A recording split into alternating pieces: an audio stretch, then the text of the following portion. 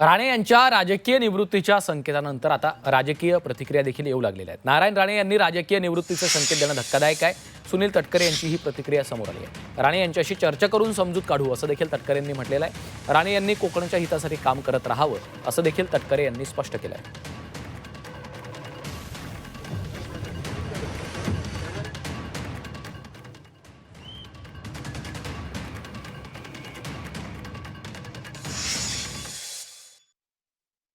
राणे साहेबांसारख्या एका ज्येष्ठ नेत्याने निवृत्तीचे संकेत देणं हे राज्याच्या किंवा कोकणाच्या विकासाच्या हिताच्या दृष्टीकोनातून योग्य आहे असं मला स्वतःला काय वाटत नाही।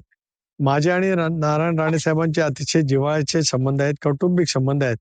पण मी स्वतः नारायण राणे साहेबांचा जो पण बोलेन, नितेश निलेश या दोन्ही यांच्या जो माझे संबंध आहेत, मी त्यांच्याजवळही बोलेन। नारायण राणे साहेब कधीच निवृत्त होऊ शकत नाही।